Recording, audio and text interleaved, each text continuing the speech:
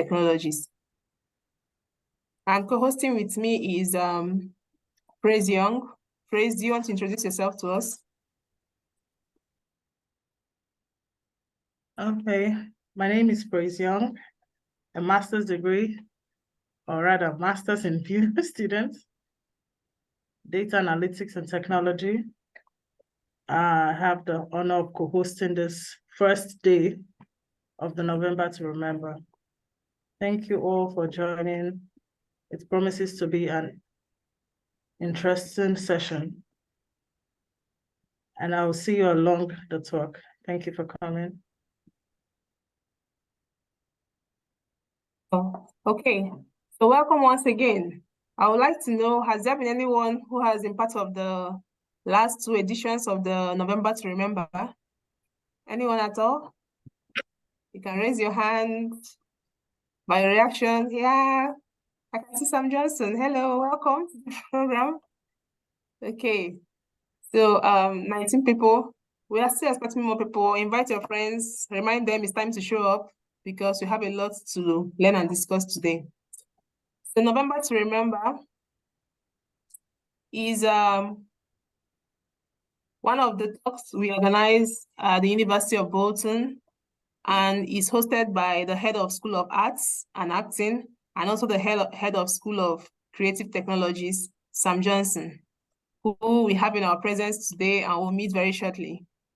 This is a talk that goes across a lot of different things that affects us as students, as professionals in the industry.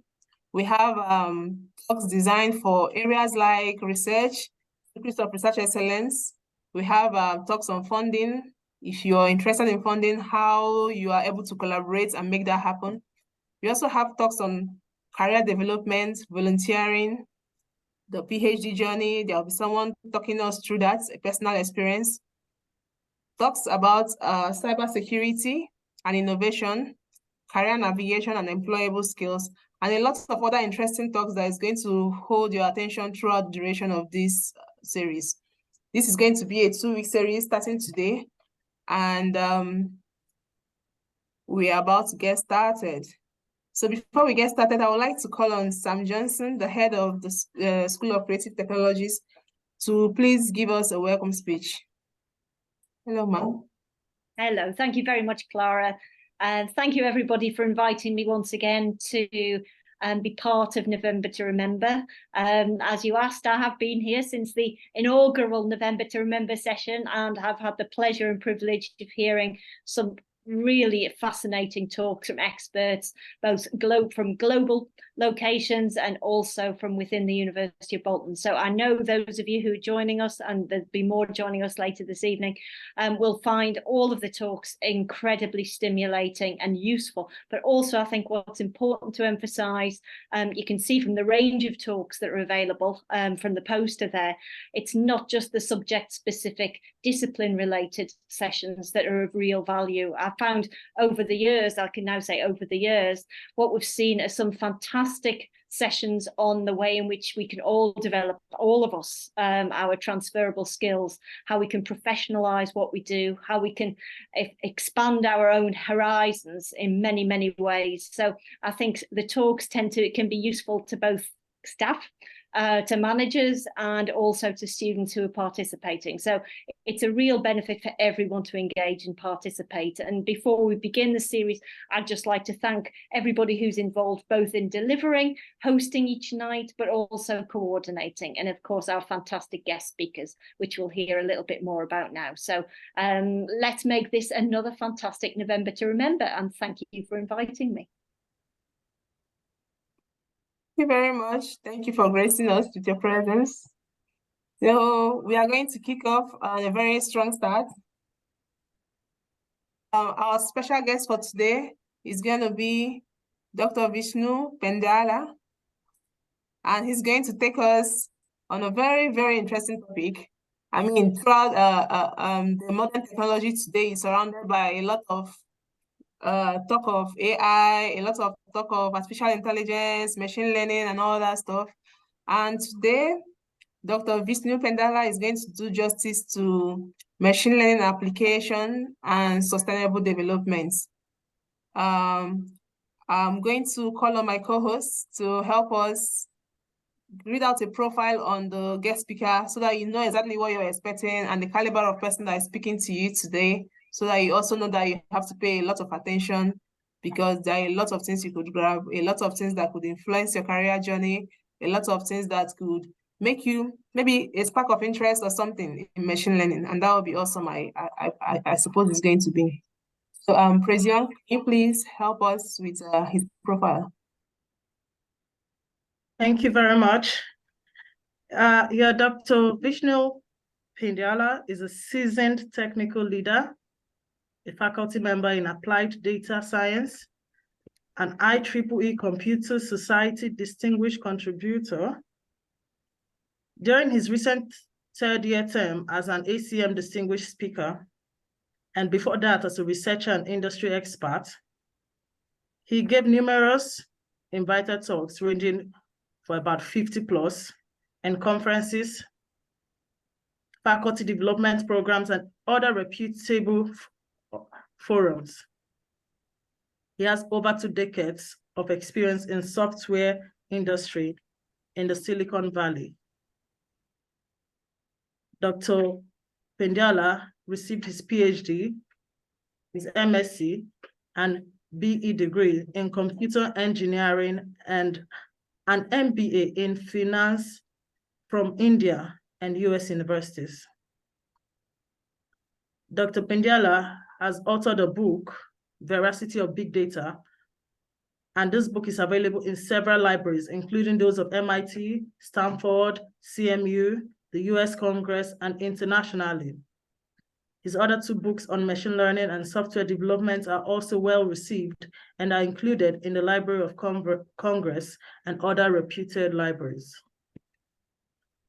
Dr. Pendyala has taught a 1-week course sponsored by the Ministry of Human Resource Development, Government of India in November 2017 on big data analytics for humanitarian causes under the GIAN program to 60 research scholars, most of them professors of computer science, including those from New Delhi in the north and Chennai in the south. He delivered the keynote in a similar program sponsored by AICTE, Government of India in 2022. He served as a repeat technical paper reviewer for professional journals and conferences, including the IEEE Computer, the annual IEEE International Conference on E-commerce from 2003 to 2007, and 30 others over the years. He served as an area governor with Toastmasters International and received the Distinguished Toastmaster Area Governor of the Year and Silver Scribe Awards. Dr. Pendyala received the Ramanujan Memorial Gold Medal and a shield for his college at the State Math Olympiad, and he has been a successful leader during his undergrad years. He also played an active role in Computer Science of India and was the program secretary for its annual annual convention. Dr. Pendyala spent his fast vanishing spare time volunteering, and has been a judge at high school conferences, science fairs, and other competitions. He has traveled widely, covering over 10 states in the US and 23 countries. Ladies and gentlemen, I present to you Dr. Vishnu Pendyala. Thank you very much. Thank you, Eng'g. Thank you, Clara. And thanks, Dr. Evendi and Dr. Sam Johnson for the kind words and the invitation. So I'll start sharing my screen.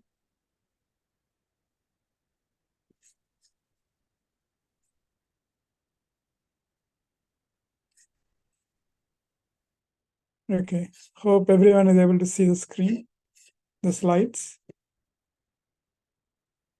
Yes, you can see your screen. Okay, thank you. Thanks for the confirmation. So today's topic is machine learning applications and sustainable development. So we all know, sorry.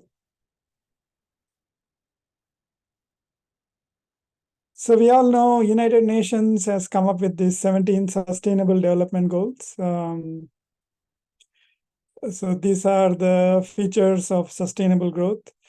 I've covered some of the applications in these areas in my last year's talk. This is the last year's talk. I'll not play it, but you can check it out on YouTube. And if you are interested in more along the lines, I also gave a talk very recently titled A Lens on Equity, Diversity, Inclusion, and Social Justice Aspects of Artificial Intelligence. This also is on YouTube. You can search for it as well. But today, I'm going to focus more on social sustainability, just one aspect of sustainability, which is number 16, peace, justice, and strong institutions. So social sustainability and specifically privacy for today's talk. So let us start with the motivation for this talk. So we have been hearing news like this. So this is from the New York Times, how China uses high-tech surveillance to subdue minorities. So it contained facial recognition records and ID scans of about 2.5 million people, mostly in Urumqi, a city with a population of 3.5 million. That means almost everyone in the town were being scanned. So facial recognition technology powered by machine learning has been used in ways that really infringe on privacy. So in this specific instance, the Chinese government had deployed it extensively for mass surveillance, including tracking the Uyghur population. So another quotation from the article: the system sifted through billions of records, then displayed details of our education, family ties, links to an earlier case, and recent visits to a hotel and an internet cafe. So that is the extent to which machine learning is being used for tracking people and invading their privacy. In another news article, it was said that it was revealed that voice-activated assistants like Alexa and Siri were recording audio without users' knowledge.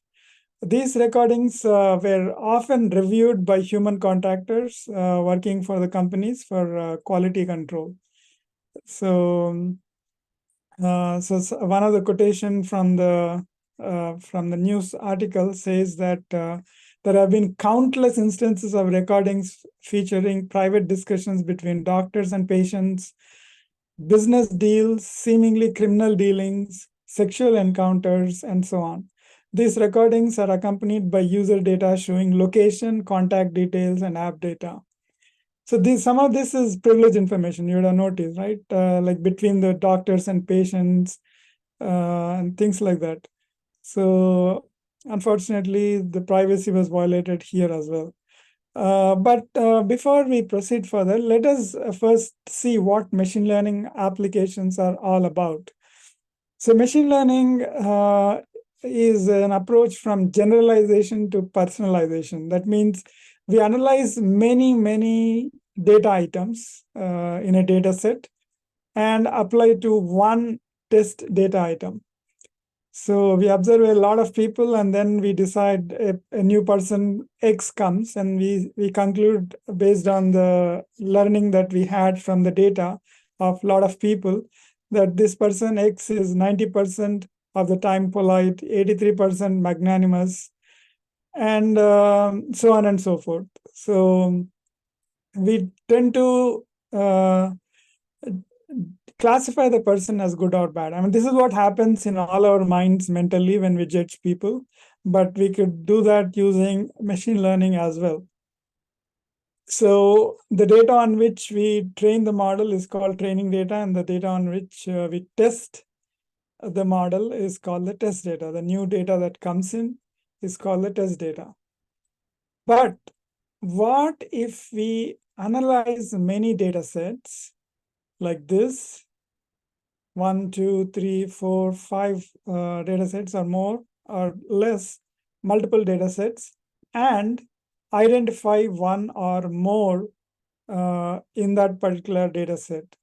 So for instance, what if we identify a person? So this data set is supposed to be used for statistics, not for getting specific information for a particular person. But suppose for whatever reasons, we are able to identify a person X has numb fingers, is looking for single men, has some weird information needs. So basically identifying a person from this pool of people from across multiple data sets. So that is exactly what happened in one case where a person was exposed for AOL searcher number 4417749. So AOL made their dataset public in mid 2000. So when they made the dataset of searches public, they made sure that they anonymized the data to the key identifiers like the name and the social security number, for instance. So they made sure that all that data is anonymized. But still, people could easily make out that this person, what is her name? Thelma Arnold. She is a 62-year-old widow who lives in Lilburn, Georgia. And so she had queries for landscapers in Lilburn, Georgia, and homes sold in Shadow Lake subdivision, one of the counties in Georgia. And then these specific things like people knew that she had numb fingers, and she was looking for single men and all that stuff. So just anonymizing the identifier was obviously not enough, right? Another compelling instance. So this is from an article by Bath Jones in 2012, the re-identification of Governor William Well's medical information. So apparently, the governor of Massachusetts in the United States released the general insurance data. And when he released that data, he assured the public that the GIC had protected patient privacy by deleting identifiers. That means names and social security numbers and such specific identifiers. In response, the then graduate student, Latanya Sweeney, she is now a professor in Harvard University, started hunting for the governor's hospital records in the GIC data. She knew that Governor Well resided in Cambridge, Massachusetts, a city of 54,000 residents and 7 zip codes. And for $20, she purchased the complete voter rolls from the city of Cambridge, a database containing, among other things, the name, address, zip code, birth date, and the gender of every voter. By combining this data with the GIC records, Sweeney found Governor Well with ease. Only 6 people in Cambridge shared his date of birth, only 3 of them men, and of them, only he lived in his zip code. So in a theatrical flourish, Dr. Sweeney sent Governor's health records, which included diagnosis and prescriptions, to his office. So that is how she became instantaneously famous, and probably now you know how you can become famous too. Probably target a politician. I'm just kidding. So she published a paper based on her findings. So the paper that she wrote was in 2002, titled K-Anonymity, a model for protecting privacy. So she has some philosophical statements also in that paper, which is quite unusual. She says, computer science got us into this mess. Can computer science get out of this? So as was mentioned in the previous slide, there were two data sets, one from the GIC and the other from the voter list. And the zip, birth date, and sex were the common columns across both the tables. So she did the matching and found out the diagnosis and health information, sensitive health information about governor. So then she proposed this technique called K-anonymity. So K-anonymity, the idea is for each row R1, there should exist at least K minus one other rows, such that the projection of the quasi-identifiers, this symbol pi means a projection, like in relational databases. QID is a set of quasi-identifiers of the data set. I'll tell you what quasi-identifiers are in a little bit. So there are K minus one rows such that the projection on these quasi-identifiers are same across all these rows. That's what this mathematical expression means. So what are quasi-identifiers?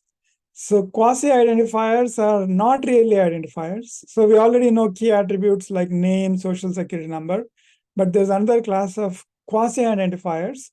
You cannot directly identify the person, but it gives you a fair idea about the person, like the date of birth, gender, and zip code. These are the quasi-identifiers. And then there's another kind of attribute column called the sensitive attribute. So the idea that Latanya Sweeney proposed was that for every row, there should be at least K minus one other rows, which the values are all equal. For instance, you take group 1. There are at least 1, 2, 3 other rows which have the same values, right? The age group is 25 to 30. The city is New York, and the occupation is engineer. Similarly, for group 2, there are 3 other rows, actually 2 other rows. In this case, probably more than 2, is it? Or just 2? Yeah, K minus 1 is 2. So there are at least 3 rows which have the same values for the quasi-identifiers. So that is the idea she proposed in this paper called K-anonymity. But it has its own problems, right? There are several issues and challenges. One thing is that when we generalize, we are losing information here, right? So instead of the specific age 25, we are now generalized it to 25 to 30, right? So we are removing significant information from the data, which could be a problem when it comes to applying machine learning and other models. Privacy leads to loss of some accuracy, some utility. And then people were still able to identify people through the data items through background knowledge. So if they knew some more details about the person, they would use that information to combine the information in this anonymized table, and they were still able to identify people. And the other thing is checking for K-anonymity by brute force is quadratic in complexity. That means there are n squared number of operations in doing a check, which is really very expensive for large data. And the process of generalizing itself is really intractable. It is NP hard. So these are some of the problems. And indeed, it was shown several times that anonymized data does not really help entirely. For instance, in the data is not given here, but Strava anonymized the fitness tracking data. But even when the data was anonymized, a lot of government secrets and little known locations in war zones where US secret facilities and military bases have operations and personnel were exposed. So this was because soldiers and staff were unknowingly uploading their fitness tracking data into Strava. And And Strava, without analyzing enough, disclosed some of the very sensitive data like these military bases and stuff like that. So a quotation from this news article says that keeping the very existence of military and other intelligence bases classified is impossible. So that's the conclusion that they drew. And another famous case is when Netflix, I'm sure if you have studied recommended systems, you would have heard about the Netflix $1 million competition. So they announced a competition for the best recommender systems algorithm because their business is all based on recommendations, right? So anyone who would come up with the best recommendation system which matches their criteria. So there was a threshold accuracy which was to be met for the competition. So a team did win $1 million, but what Netflix did later was, when the Netflix announced the data set, so folks combined the data set with information in IMDb and other places to actually identify movie viewers. And the movie viewers, like in this case, an in-the-closet lesbian mother is suing Netflix for privacy invasion, alleging the movie rental company made it possible for her to be outed when it disclosed sufficiently anonymous information about nearly 500,000 customers as part of its $1 million contest. So, so that was a big problem. And apparently, Netflix settled the lawsuit, and because of these problems, it canceled the sequel in the competition. Netflix originally planned for a sequel for the competition, but it had to cancel it because of this lawsuit. So it was a very big news. I think the settlement was probably more than $1 million. I'm not very sure. The article here has more details. You can check it out. So the lesson is that anonymity alone is not sufficient.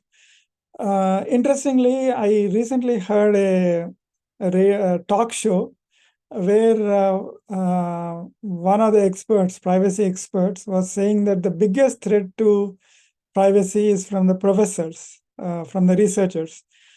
For publishing a paper, they break the guardrails that are in place. And indeed, in this paper, the researchers Narayanan and Smatiko in 2008, they actually did the de-anonymization of the Netflix price data set. And they published that paper. Both of them are from the University of Texas at Austin, which is a really good school. So that is the problem. For instance, another simple example, this time it's a simple example of something called as a homogeneity attack. K-anonymity can create groups that leak information due to lack of diversity in sensitive attributes. So attackers can exploit the consistency of data across multiple sources or tables and gain insights that were not intended by the data providers. For instance, so you take the demographic data and then the purchase history. You carefully observe, and you will notice that the anonymized users 101 and 103 are the same person. Why? Because they are in the same age group, same gender, same zip code, and then they purchased. One of them purchased a smartphone on 25th of January, and the other purchased headphones on the 1st of February. So in all likeliness, it's the same person. So that's called the homogeneity attack. So there are two types of attacks possible on K anonymous data. In this case, one is the homogeneity attack, like we talked in the last slide. And then there is a background knowledge attack, where the attacker may already know some details about Carl, about a person called Carl, and Carl's information could be easily deciphered from the patient table here. So this attacker knows that Carl, attacker in the sense, the terminology uses attacker, but it could be any person. Common people like you and me also could probably do this. So this attacker knew that Carl is living in this zip code and the age is 36. And by correlating this information with the patient table, the attacker could figure that Carl has a heart disease and is suffering from cancer, which is really highly sensitive information. So that is when researchers came up with this new technique called L diversity. So the paper was authored by Ashwin Machanavatzala, and the title is called L diversity, privacy beyond k-anonymity. So, and it's a very dense mathematical treatise, but the idea is quite simple. So the idea is that, so we know what sensitive attributes are, right? From the one of the previous slides. So those are like the health information and things like that. So the idea behind L diversity is that a block is the set of tuples. Tuples are rows in a table. So a block is the set of tuples whose non-sensitive attributes values generalize to Q star.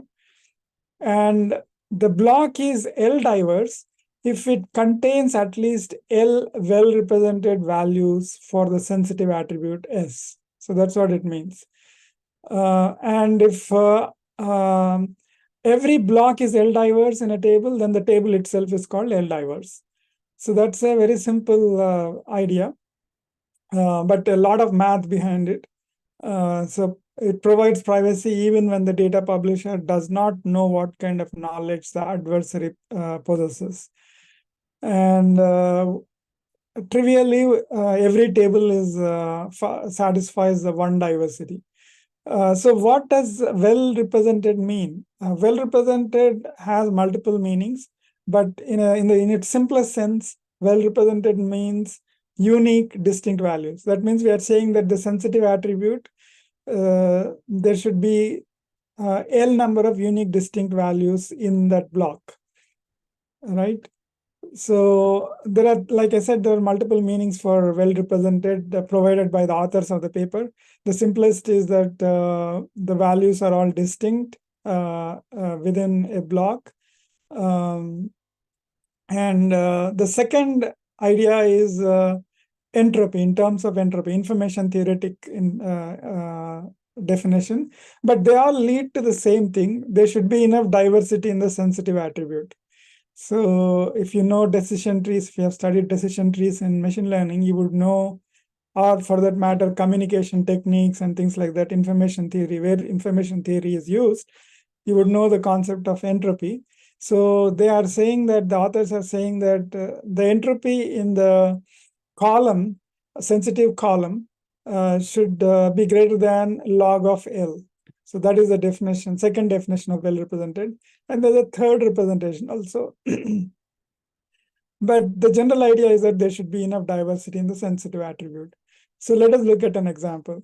So in this case, each block of 4 rows or tuples has different, different values for the sensitive data, right?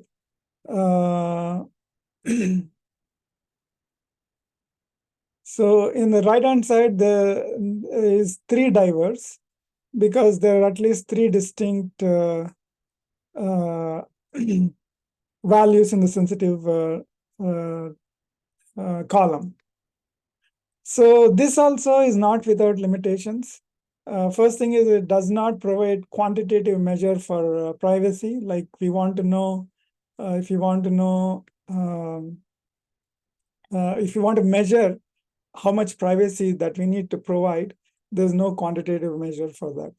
And then, like in the previous case, we need to generalize. See, how do we get these diverse values in the column? by introducing noise, right? We, instead of cancer, we will have to change it to something else, right? This may not have been really cancer. It must have been something else, but it was changed to cancer to satisfy the L diversity principle. So that is called generalizing, and generalizing, we all know, leads to loss of utility, right? Information is no longer as useful as it was before with the accurate information. And then it is still vulnerable to certain forms of background knowledge attacks. It is less effective when the data changes over time. So you cannot continuously introduce noise when the data keeps on changing. And it is computationally expensive, particularly for large data sets, because the algorithms used for generalizing are pretty complicated. And the other major problem is that it focuses on a chosen sensitive attribute. But it is very possible that other attributes might still be subject to privacy breaches. So it may not be really practical in real time or big data scenarios. So then came this very promising technique called differential privacy, which is very widely used even today. It's a very promising technique which addresses a lot of the limitations of the previous two techniques. So the idea is very simple again, to start with at least. It's very mathematical as well, but the basic ideas are quite simple. So the idea is that one concept that differential privacy introduces is the concept of neighboring data sets.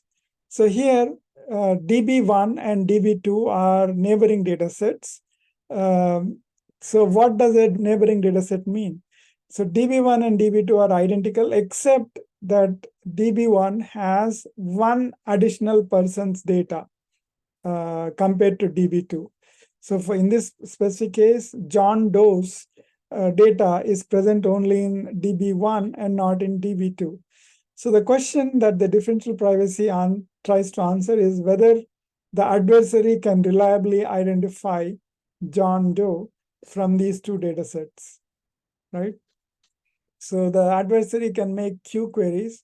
By the way, one general principle about privacy is that the more number of questions are asked, the less private the data becomes. You will be giving up a lot of information when you answer a lot of questions, right? So there's a privacy loss with increased number of questions.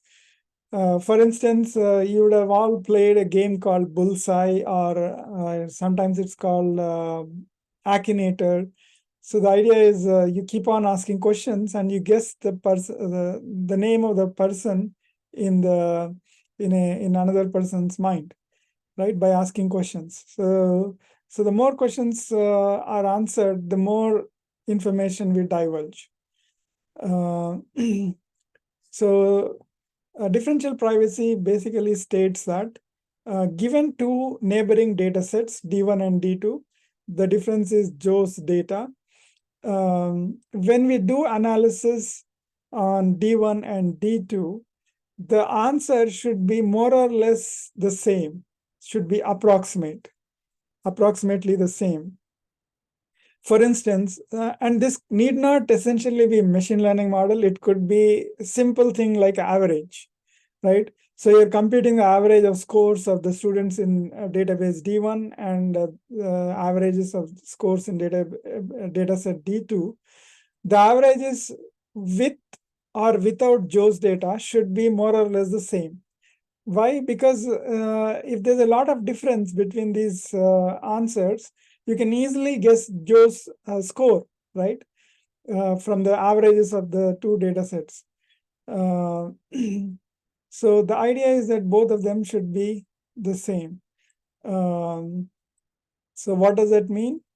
That means that some noise needs to be added to the output in such a way that both the answers look the same, right? So analysis M, sometimes it's called analysis, sometimes model, sometimes mechanism, sometimes method. They're all the same. They're used synonymously.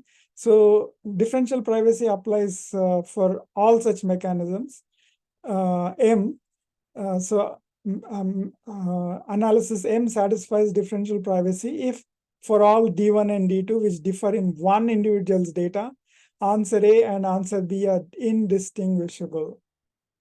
So this is the basic idea of differential privacy, which is very widely used today. So this was not very new, because in 1965, Stanley Warner proposed a similar kind of idea. So he said that suppose you were asked whether you cheated in an exam. Like recently my students had midterm. So if somebody asked them, assuring that their answer will be private, whether they cheated in an exam, so the student would be a bit puzzled, right? They wouldn't be very comfortable answering this kind of question, because it all depends on the trust of the interviewer, right? So even if the interviewer says we are collecting these answers just for a broad analysis, for statistical purposes and all that, the interviewee may not be comfortable divulging the answer. So one option that the interviewer can give is that the student can toss a coin, and if it turns heads, the toss need not be shown to the interviewer. If the coin turns up heads, give a correct answer. If the coin turns tails, give a wrong answer, right? So in that sense, we're introducing some noise. Yes, the accuracy of our statistical predictions will go down, our statistical analysis will go down, but still it protects the privacy of the user to some extent, to quite an extent, right? By introducing this noise of coin flip. So that was the idea proposed in 1965. But now it is widely used in differential privacy. And the United States Census Bureau is really big on it. In fact, they made their dataset public, so you can actually take a look at their dataset, their code. I meant code. It's on GitHub. You can actually take a look at the code. It's all available, open sourced. So if you look at the interesting history of privacy in the United States Census Bureau data, in 1930, they start publishing some small area data. In 1970, whole table suppression. And in 1990, they used data swapping and things like that. In 2020 is when they went big on differential privacy, and now it's all differential privacy. So according to the US Census Bureau, adding noise to population data is like blurring faces in a photo, right? So when you blur faces, you get some idea about the person, about the broad concept that we are trying to depict in a larger scenario. But the individual identity of the photo of the person in the photo is made private. So that is very similar to what differential privacy does by adding noise. So the biggest shift, if you have noticed from whatever I've talked so far, with differential privacy, the focus shifted from data to algorithms. K-anonymity and L diversity were focusing on data. The columns were noised. I mean, noise was introduced into the columns.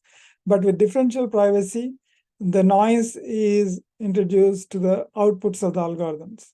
So this paper, this idea was proposed by Cynthia Dwork in 2006, and it provides a mathematical framework for protecting individual privacy in data analysis and sharing, like we saw. And so as we have seen, there's always a trade-off between the privacy and the utility of the data analysis. And this technique balances both. So it has many applications in particularly healthcare, finance, and government, wherever sensitive data is involved.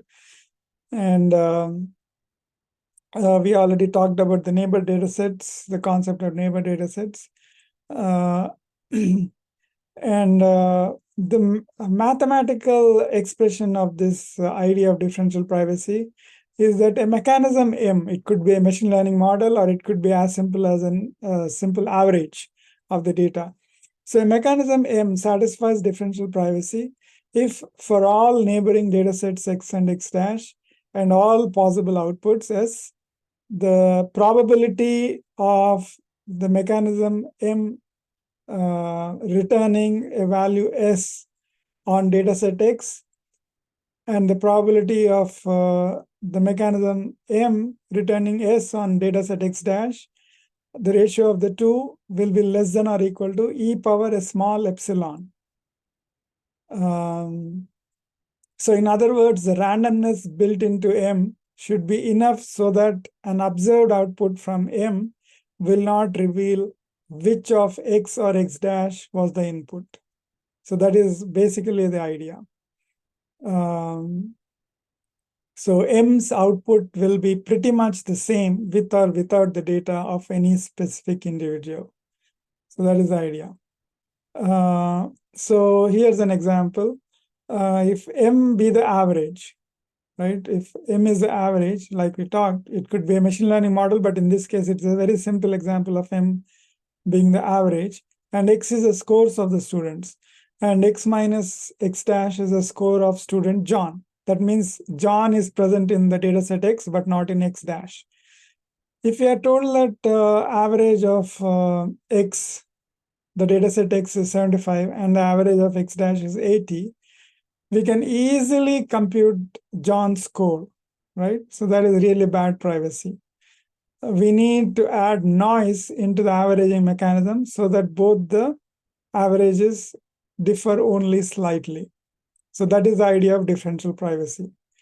So epsilon is called privacy budget or the privacy parameter, and it is tunable. Typical values of epsilon range from 0.9 and 9. So the larger the privacy budget, the less the privacy. So ideally, epsilon should be 0. One of the noising mechanisms that is commonly used is Laplacian. In machine learning, typically Gaussian noise is used, but in differential privacy, we could still use Gaussian, but we prefer Laplacian. And the interesting property of differential privacy is that the privacies are additive. So like we talked, the more number of questions answered, the more we divulge information and the less the privacy assured, right? So if M1 has a privacy budget of epsilon 1 and M2 has a privacy budget of epsilon 2, then a mechanism which is sequential, which sequentially uses M1 and M2, satisfies epsilon 1 plus epsilon 2 differentially private. So it is additive. Why? Because if you look at the expression here, it is e power epsilon. So e power epsilon, assuming that the two events are independent, e power epsilon 1 times e power epsilon 2 will be e power epsilon 1 plus 2, right? So that's where this is coming from. So that's a very good property of compositionality. So Google uses it in many ways. Like this is a blog on how Google uses differential privacy for BigQuery, which is a data warehousing solution from Google. So the bar chart at the top shows the occupancy of a small restaurant on one particular evening. So blue bars indicate the occupancy at midnight, and orange bars indicate the occupancy at 2 a.m. So we can easily know that a lot of guests have come at 7 p.m. And but the bad thing is that we are also able to know that there is one guest only one guest who arrived at 1 a.m. So even when the counts are aggregated, the 1 a.m. guest can be easily spotted. So that is the problem with the bar chart at the top. So the solution is to introduce noise to these bars. So the bar chart at the bottom is after adding a random Laplacian noise. And now it is hard to identify the single person who was there at 1 a.m. because sometimes it is one person, two persons, so on and so forth. So it's very difficult to identify. So that is the idea of differential privacy, nicely illustrated by Google. You could read up more on it. Similarly, Apple uses differential privacy for sending location and other information along with the photos. Uber uses it also. So the quotation from the article. So you can't learn anything about individual trips, but you can learn a lot about aggregate populations of users and trips. So that is the idea of differential privacy's use in Uber. And then we all use Google Chrome almost invariably. Google Chrome uses differential privacy to send our settings data to Google. So there's a nice paper written by Google researchers. So it explains how Google Chrome uses differential privacy. So one other perspective of machine learning, which is important to privacy, is that they are advanced search engines, right? So for instance, we have training data, and we generate a model based on the training data. So the model is kind of compressed data. If you observe, the training data is now compressed into a model, right? The same thing, so the model could be logistic regression with a few weights, for instance, right? These weights are called parameters. So weights for the features are called parameters. So the same thing happens in our brain also, right? We have the data in terms of our education, experiences like attending this seminar, this webinar, interactions like interacting with your family members or with outsiders. So we collect all this data through our regular days, and from that data, we compute a model in our brain, right? So the model that is stored in our brain is kind of like compressed data. All the learning that we had through the day stays in our brain like a compressed model, right? So that is how, that is the analogy with human beings. So the data could be in terms of experiences, education, enrichment, and so on. And it becomes a model in our brain. Now, if you take the example of ChatGPT, ChatGPT is nothing, it's an advanced search engine, basically. So it was trained on the entire World Wide Web, and it has a huge model, the compressed learning of the World Wide Web, and this model has 175 billion parameters. So a typical machine learning model like logistic regression has maybe 20, 30, 40, but the ChatGPT has 175 billion parameters. In fact, it is said that ChatGPT 4, there are 100 trillion parameters. So these parameters hold the data. In our own human mind, there are 10 to 30 trillion parameters. So the idea is that learning is basically compressed data, right? So that is the idea I'm trying to drive at. Why is this not moving? Okay, so this leads to a problem. What is the problem? So this is just a cartoon. So when you so this person is typing some characters into the email. he writes, "Long live the revolution, our next meeting will be at." And then the prompt comes from the computer, from the laptop, that the docs at midnight on June 28th, 19, whatever that number is. So the prompting has disclosed very sensitive information. So it tried to match the first few characters that the person typed and got the answer from somebody else's reply. So this is of course a cartoon, but it actually happened in real world. So this researcher, Nicholas Carlini, published this paper in 2021, extracting training data from large. I mean, there are other researchers. The first author was Carlini. So what they did is they ran some experiments on GPT-2, and when they typed certain strings, GPT-2 output memorized data, memorized text, which included lots of sensitive information. So given query access to a neural network language model, we extract an individual person's name, email address, phone number, fax number, and physical address. The example in this figure shows information that is all accurate, so we redacted it to protect the privacy. So they made this black to protect the person's privacy, but GPT-2 did not do that. It actually output the data.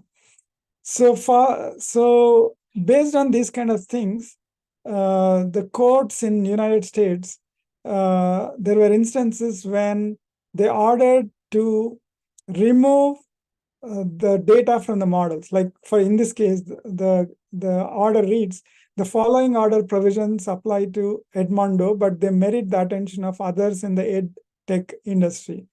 Edmondo must delete models or algorithms it developed using information collected from kids without school authorization or their parents' verifiable consent." So if the same order applies to ChatGPT, for instance, I mean, if they delete the model, the whole ChatGPT is gone, right? So what is the solution? So here's the paper. Researchers find LLMs like ChatGPT output sensitive data even after it has been deleted. So deleting the model is not the answer. So what is the answer, right? So deleting the data did not help. Now deleting the model is certainly not the solution. So what is the solution? The solution is to unlearn. There is a new concept called machine unlearning to implement the right to be forgotten. So this is from a survey paper.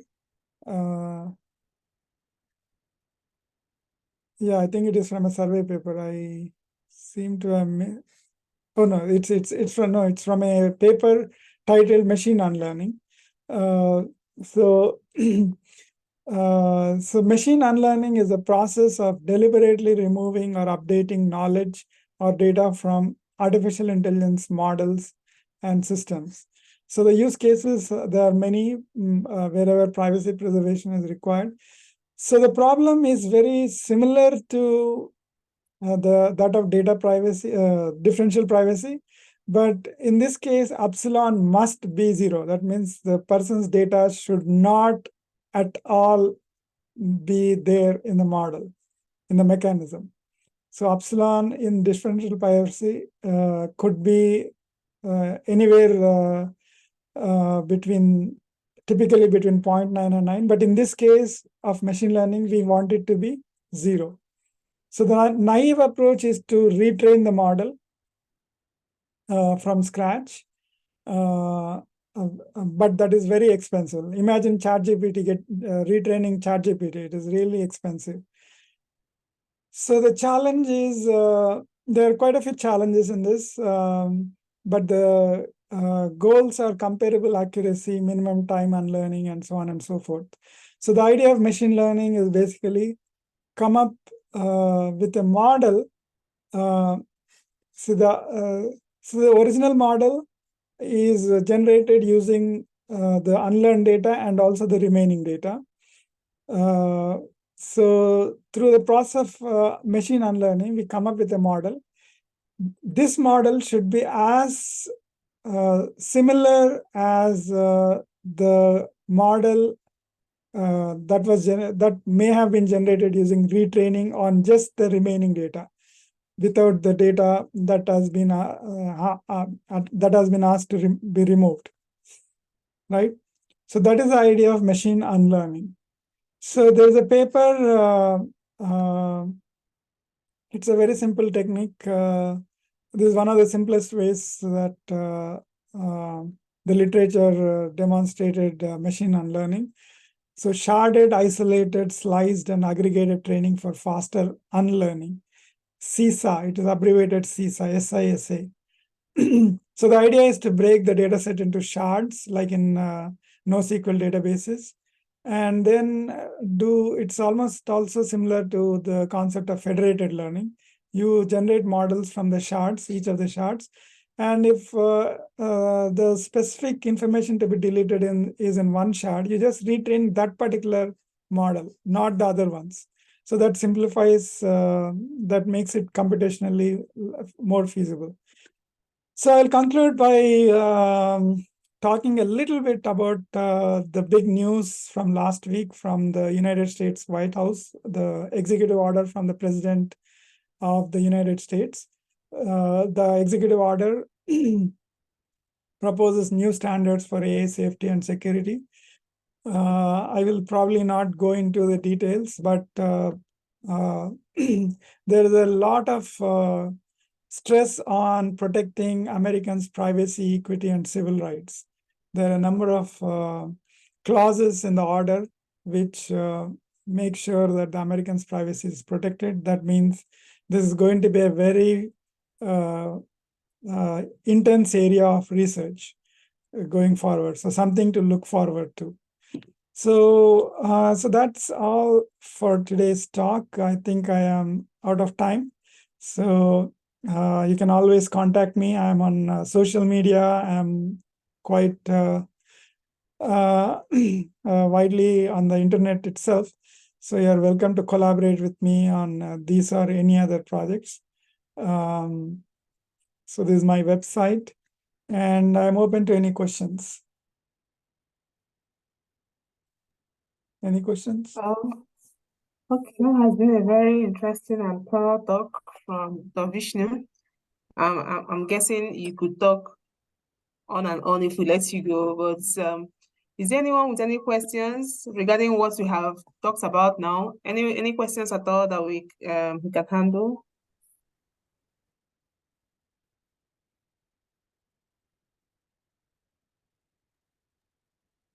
Okay. Yeah. Can I just ask a quick question, if that's okay? So, I mean, thank you so much, Dr. Vishnu, for that very, very interesting talk. And I just wanted to ask the question, you know, obviously the US appear to be trailblazers in terms of protection of data. Do we see a divergence in approach globally? You know, it's the US as a democratic nation, inverted commas, are very much in favor of protecting individual data. Do we see a divergence in other areas where actually machine unlearning is something that will never happen because of that surveillance culture? And I don't mean to be overly political in asking that. I just want to know about the sort of diversity of approaches globally. Yeah, thanks, Dr. Johnson. That's really a great question. So in my opinion, I think people will certainly demand privacy. There's no doubt about it. Privacy is very important. And fortunately, there are laws like GDPR, and California, our own California state, also has a similar kind of privacy protection in terms of CCPA. So, yeah, like you mentioned, not all the countries and not all the states in the United States itself have embraced this privacy culture yet. In fact, there's a lot of scope for tightening the implementation also. It's not just passing the law, but implementation needs to be tight also. So in California itself, I'm really not impressed with the way CCPA is implemented. Like I tried to get my own information deleted, and they asked for my identity card. And I mean, the reason is to get my information deleted. And they want more sensitive information from me, like my identity card, driver's license, passport, to delete that information. So it doesn't serve any purpose. So obviously the implementation is a bit lax, even in California. I don't know about in Europe, how it is with GDPR for individuals.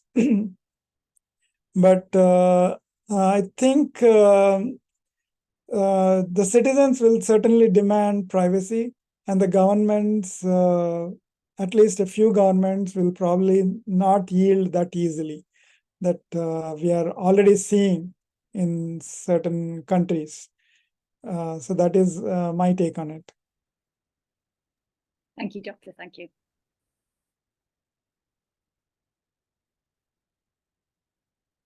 So there is a message. There are some messages on the chat window. Okay, someone had to leave, but said that was a very informative presentation. Okay, I was going to ask just what you talked about deleting your information, right to be forgotten.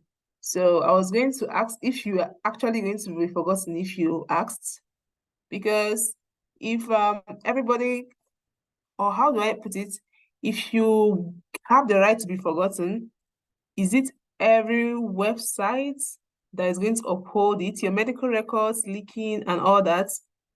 Are you actually going to be forgotten? Because it seems like we generate more data day by day. So it's somehow looking like a hoax to be forgotten, so to say. What do you think about that?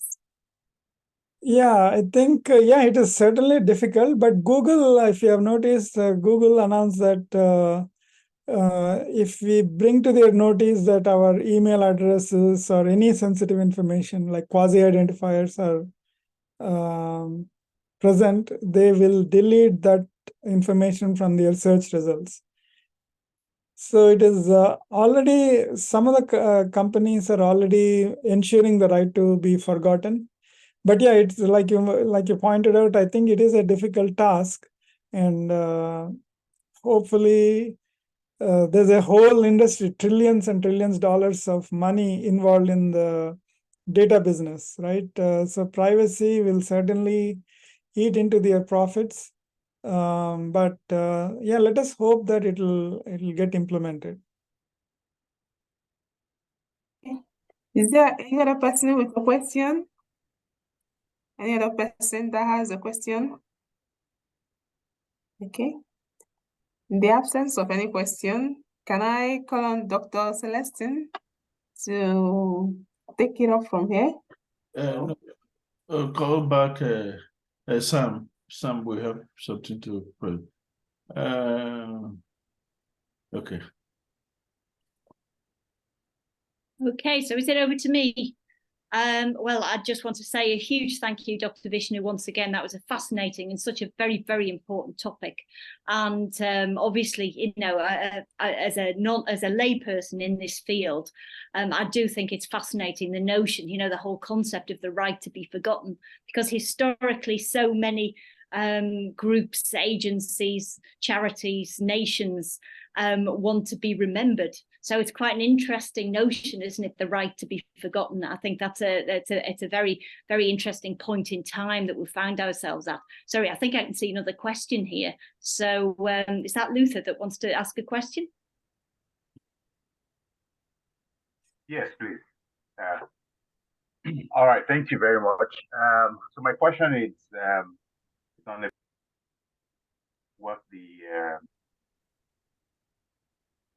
a follow-up on what the question the anchor asked on the right to be forgotten. All right, and the response to it that you also gave was there was a time where you were asking to have some of your data deleted and you were being asked for further information to further confirm who you are. But my question really is to say, is it possible for an opportunity where we could have maybe a central service that helps to delete some of the information that regards to that has to do with us? So take for instance, like she said, our data is being generated every day. We'll sign up for this service or the other. We're filling a form today or tomorrow. And so there are various repositories, spread across the internet where we have our data. And we can't even remember, all the links and all the forms where we have entered our details. So isn't it as part of the policies, the discussion about safety, data safety, and data protection, is it not possible to have a scenario where maybe there's a central service, maybe something like a cron job that is designed to say, okay, so I could sign into that service, and the service has a way of, crawling through the internet to actually find out where I have my data points, all right, and be able to give me a dashboard that shows that. Then I can now specify areas where I want to, take out my information. So to be able to identify that I am the owner of that data, of course, they would require certain information, like you are being asked for your means of ID, because if such kind of information are not asked, are not requested for, so it means anyone could just claim to be you and request that your data is deleted from certain data repositories. So, I was just thinking if part of the policies would also entail having maybe a particular service that can help to do that. You authenticate yourself with the service. The service shows you all your data points across the internet, the respective websites that you have your data represented, and from there you can now make requests to have some of you. So the respective sites already know that you authenticated via that service, and so if you're requesting for your data to be deleted, it could be deleted. Thank you.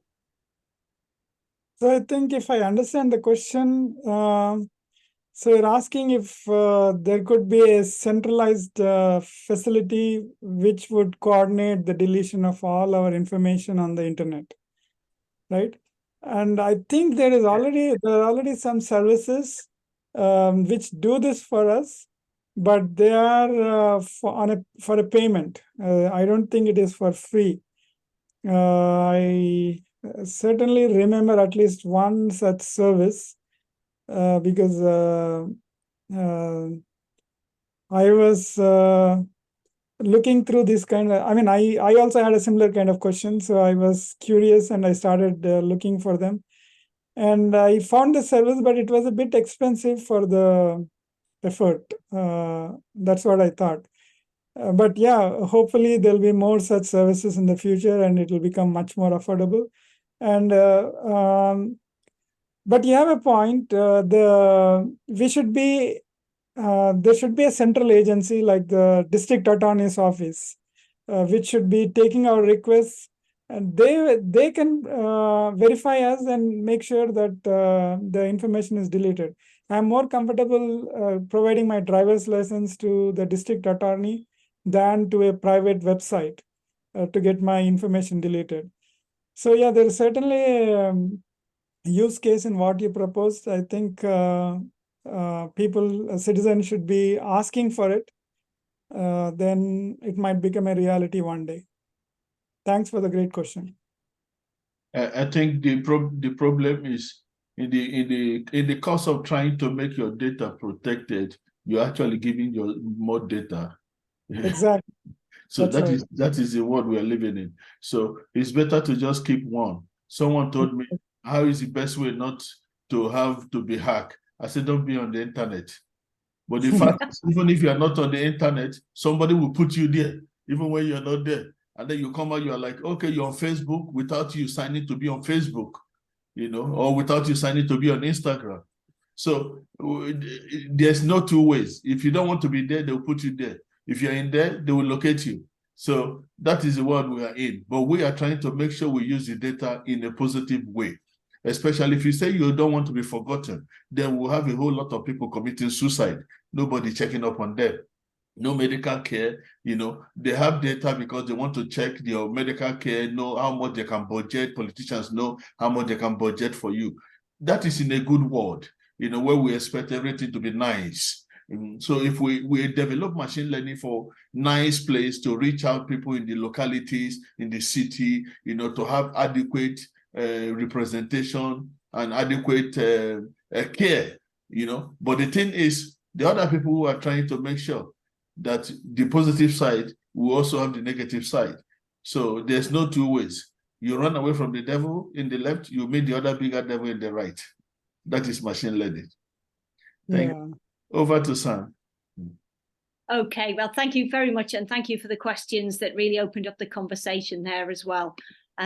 What I'll just do now is can people see that? Can people see the award there? Is that okay? So we'd like to say a huge thank you to Dr. Vishnu for joining us for this inaugural session of November to Remember here at the University of Bolton. Thank you so much for underlining the importance and of the implications, the humanitarian implications of machine learning and machine unlearning. And I'm sure everyone would like to say a huge thank you for your time today. So we've got an award that we can send to you. There it is electronically. And I'll stop sharing now and just say thank you all. Thank you for the organisers. Thank you to Praise and Clara for hosting, and of course to Dr. Celestine as well, but particularly to our guest, Dr. Vishnu. And I look forward to seeing you again perhaps next year, Dr. Vishnu. Thank you. Thanks for the invitation. It was a great experience. Thank you very much, and congratulations on the recognition. Yeah, thank you. Yeah. Okay. Thank you very much. Okay. Thank you, everyone, and see you tomorrow again. All right. Okay. Bye, everyone. Been lovely to see you. Bye. All right. Bye, Bye, everyone. everyone. Bye. Bye. Thank you.